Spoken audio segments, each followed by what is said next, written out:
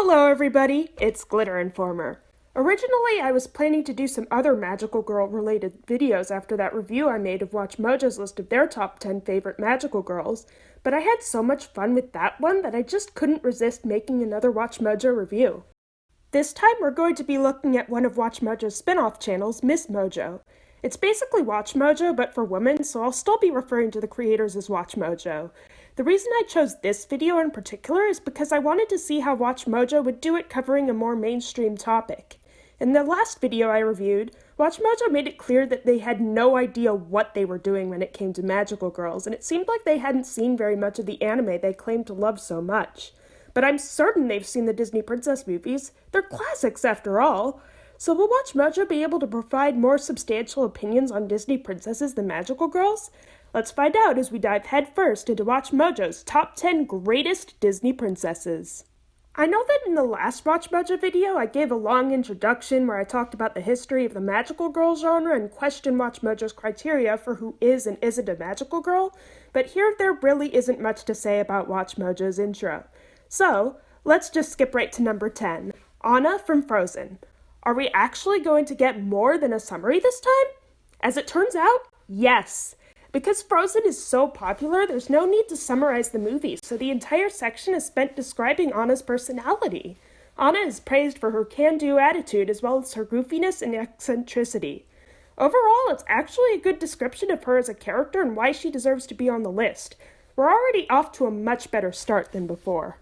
That being said, this section of the video isn't flawless. Even though it's about Anna, the section stops itself twice to play clips from Let It Go, a song by Elsa.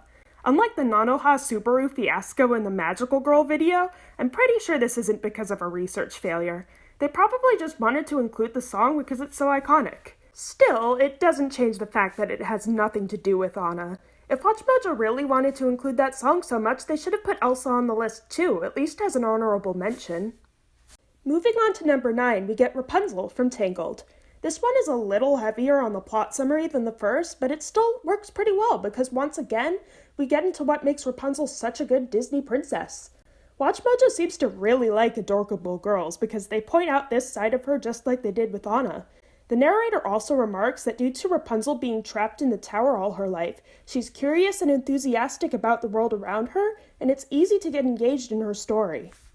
I do wish that the section wasn't taken up so much by a summary of the movie, but I understand that summarizing it is necessary. Though Tangled is definitely mainstream, it's nowhere near the smash hit that Frozen was, so you can't expect the audience to be as familiar with it. I think WatchMojo's list could really benefit from being a little longer so that they have more time to elaborate on the characters themselves. I know that WatchMojo is a huge company that releases multiple videos every single day, and that making longer videos would result in the budget being higher or a slower upload schedule, but a lot of videos on YouTube nowadays are 15 to 20 minutes long, making it a lot easier for YouTubers to get their points across. This video is 5 years old, to be fair, but I'm still pretty sure that not much has changed between 2016 and now.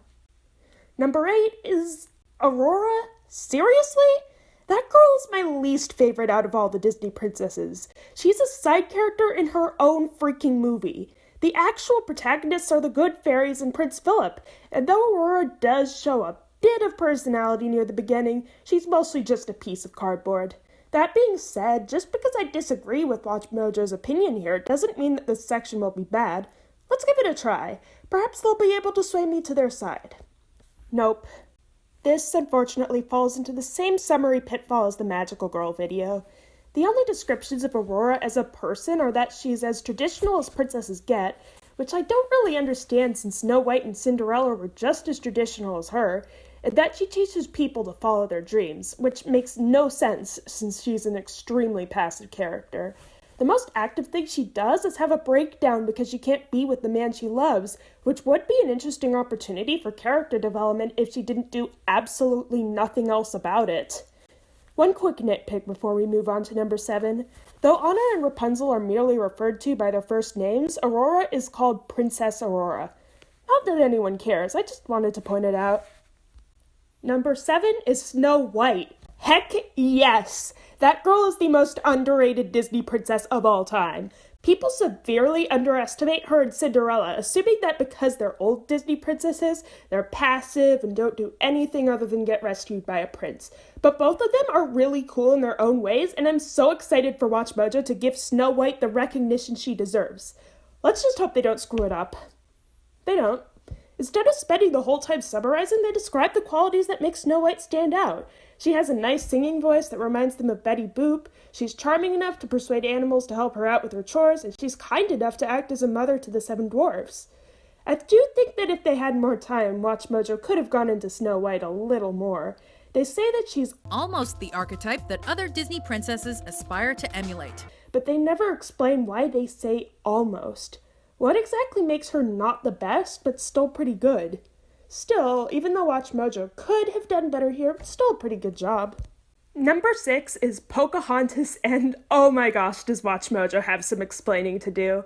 Pocahontas definitely has her fans, given that the movie made back over 6 times its budget, but she's also the most controversial Disney princess of all time. From the premise alone, Pocahontas seems like it should be called Yikes, the movie. The other Disney princess movies are based on fairy tales and legends, which means it's okay for Disney to deviate wildly from the source material because it's fiction. But Pocahontas is based on history. A history of genocide.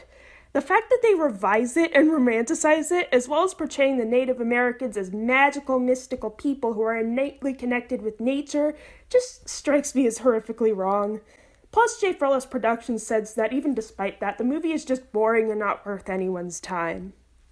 However, I don't remember ever actually watching the movie, so I can't say for sure if it's really as bad as it seems. I'm going to have to watch the movie for this review, aren't I? Alright then, wish me luck.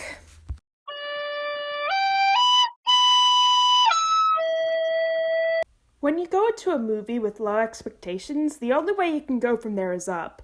And if you ignore the problematic stuff, Pocahontas is far from the snooze fest that Schaefer-Ellis Productions said it was. I can really respect the message that Disney was going for here. The idea that you need to listen to other people before hating them, and that no matter how hopeless it seems, you can always try for peace. Even the slapstick gags between Meeko the raccoon and the villain's dog, Percy, ended with the two getting along and Percy deciding to stay in America. It was also neat that the romance didn't end up with a fairy tale happy ending, as John Smith and Pocahontas had to say goodbye to one another at the end. It's also fun to watch John become less racist over the course of the movie and get used to the new country he's ended up in, though the movie does gloss over how he's dealt with Native Americans before. Some of the songs are good too. Yeah, the Disney Renaissance has a really high bar when it comes to songs, and I wouldn't say that Pocahontas' songs are top 10 worthy or anything, but overall, it wasn't a complete and utter disaster. Yay! That being said, you can't just ignore the problematic stuff. The lies that this movie tells about Native American history, which is already lied enough about as is, don't go away just because you ignore them. Of course, that doesn't mean that WatchMojo can't like the movie, even though I can't bring myself to say the same. After all, at least one Native American, Russell Means, praised Pocahontas for its sympathetic portrayal of the Powhatans and its admission that the English settlers were racists who set out to kill and pillage from them. So, let's see what WatchMojo has to say. Well, WatchMojo acknowledges that the film isn't very historically accurate, to say the least, but they do explain that they like the fictionalized Pocahontas presented here. The narrator says that she's understanding of other people and her surroundings and is confident in her way of life, while also having a bit of a rebellious streak. She also notes that Pocahontas uses her authority as the daughter of the chief, making her an active protagonist with an indispensable role in ending the conflict between her fellow citizens and the white guys. I think it's interesting that the narrator says that Pocahontas is almost a changing of the guard for Disney princesses. I never thought of it that way until now because I always saw Ariel from The Little Mermaid as the main turning point as her film started the Disney Renaissance. But now I think I actually understand WatchMojo. Sure, Ariel was the first in a very, very, very, very, very long line of Disney princesses who just don't fit in and want more than what society has to offer them, and her movie was also the first to have the iconic Broadway-style musical numbers that Disney princess movies are now known for. But Pocahontas plays a more active role in the plot outside of just a romantic relationship. The Little Mermaid and Beauty and the Beast were both primarily about the romantic relationships between their titular characters. Aladdin had a different focus, but Jasmine wasn't the main character and honestly didn't do much outside of being Aladdin's love interest. Pocahontas is a little different because it isn't just about the main character's relationship with John Smith, but also about the racial conflict between the English colonists and the indigenous Powhatans. Pocahontas takes an active role in the story by single-handedly stopping an all-out war between the two groups, which is honestly way more awesome than sitting back as your prince fights the villain instead. It would be empowering if it weren't for, whitewashing history. Oh, and speaking of Aladdin, guess what number 5 is? Our girl, Princess Jasmine, has really never been one of my favorites, as I stated above. I mean, the girl is headstrong, resists arranged marriages, and wants nothing more than to be free. Seems like a feminist take on a typical fairy tale princess, right? Well, she never actually ends up doing much in the plot. When Jafar becomes Sultan, she tries to trick him into thinking he used his last wish to make her fall in love with him, but this doesn't work and ultimately has no effect on any of the characters.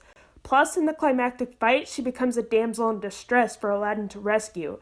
I get that she isn't the protagonist and she's much better than in the original fairy tale, but they could have at least given her something to do.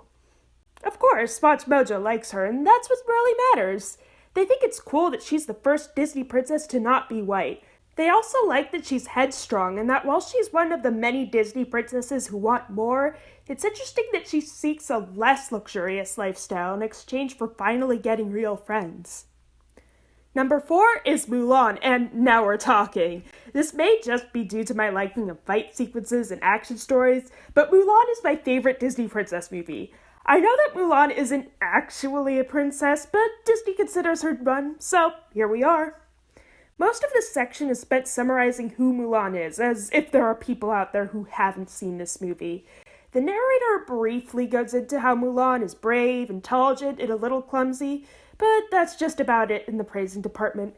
She also says that even though Mulan isn't technically royalty, Disney is still right to call her a princess because she's earned the title, which doesn't really make sense because being a princess isn't about what you do or what your personality's like. It's just about who your family is and no reflection of who you are as a person.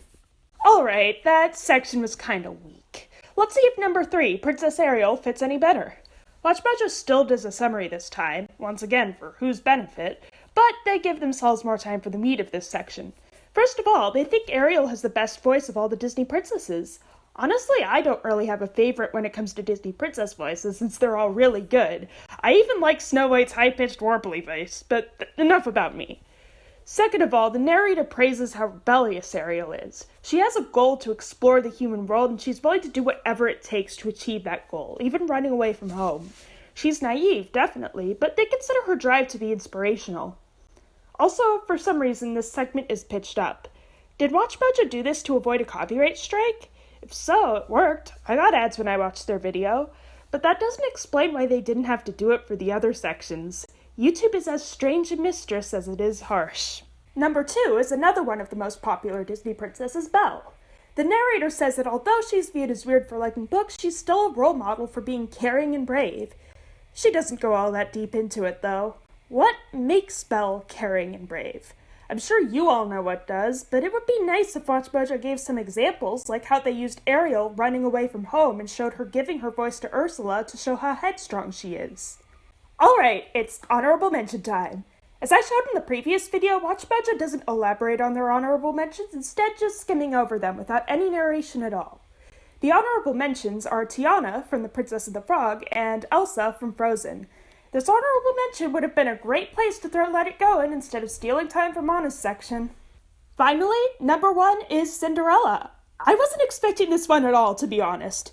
People generally aren't too nostalgic for the older Disney princess movies, and they sometimes go so far as to mischaracterize the first 3 Disney princesses as passive, personality-less hunks of cardboard that just sit around and wait for their princess to come. Sure, this describes Aurora pretty well, but Snow White and Cinderella are the most underrated Disney princesses by far. The Cinderella story is an absolute classic, and I really enjoyed watching Disney's take on it, even though it's about 70 years old at this point. The narrator says that the story of Cinderella is an absolute pop culture classic and that the character Cinderella is really sympathetic due to all the abuse that is heaped upon her throughout the movie. However, despite everything, Cinderella manages to keep a positive attitude, and it's so satisfying to see her dreams finally come true at the end. They go so far as to call Cinderella a shoo-in for #1. which is quite high praise given that the standard of quality for Disney's classic movies is already so high. And other than the outro that tells you to go watch more WatchMojo videos, this top 10 list is over. Overall, after the absolute disaster that was the Magical Girl video, this one was a pleasant surprise. It was far from perfect. They didn't give that much of an explanation on Aurora, Mulan, or Belle. But other than that, WatchMojo actually backed up their claims with reasons and examples. In addition, while the magical girls in their video were clearly ordered solely by how mainstream they were, WatchMojo chose a lot of princesses that I wasn't expecting to make it. You'll notice that throughout the video I gave my own opinions and listed wherever I disagreed with WatchMojo's. But the fact that I disagreed so much with them is actually a good thing in my opinion. The whole point of a ranking list is to see what other people think, and if they were all the same as my opinions, it wouldn't be as much fun to watch. I appreciate that WatchMojo took risks and cared more about putting their own opinions on display than pleasing the crowd. Seriously, it took guts to put Pocahontas on there. Ultimately, this video has shown that WatchMojo may not be the best YouTube channel out there, but they're certainly capable of putting out content that is competently made. There are enough things that hold this video back, such as a lack of time to adequately explain some things, that I wouldn't go so far as to tell my family to watch it or anything. But I'm happy to give credit where credit is due. And that is the end of yet another video. See you in the next few months when I finally get around to making a third one.